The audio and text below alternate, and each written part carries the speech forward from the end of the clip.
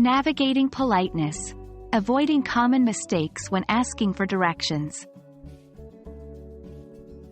Hello everyone. Welcome back to our English language learning series.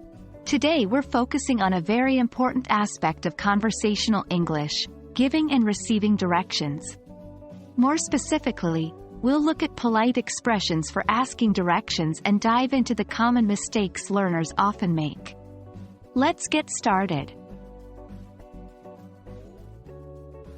Before we delve into the mistakes, let's do a quick recap of the polite expressions we use when asking for directions. You'd often start with, "Excuse me," then use phrases like, "Could you please?" "Would you mind?" to make your request softer and more polite. For example, "Excuse me, could you please tell me how to get to the library?" Or, "Would you mind showing me the way to the nearest bus stop?"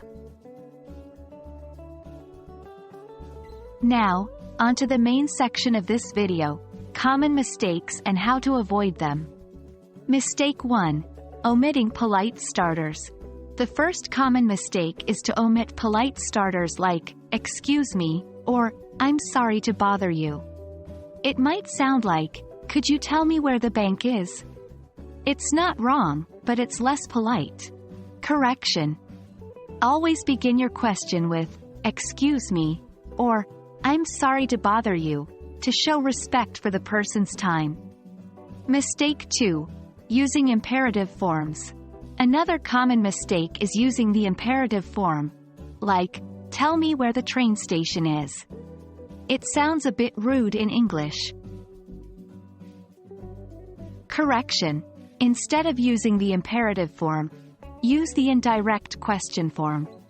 For instance, "Could you tell me where the train station is?"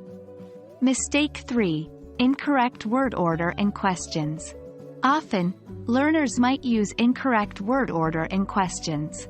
For example, "Could you please tell me where is the train station?" Correction. Remember the word order in indirect questions. The subject comes before the verb. So, the correct sentence is, "Could you please tell me where the train station is?" So there you have it. Those were the common mistakes and their corrections.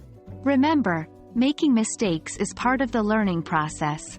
The key is to learn from them. We hope this video helps you avoid these mistakes and sound more polite when asking for directions in English. Keep practicing, and you'll improve. Thanks for joining us, and we'll see you in our next video.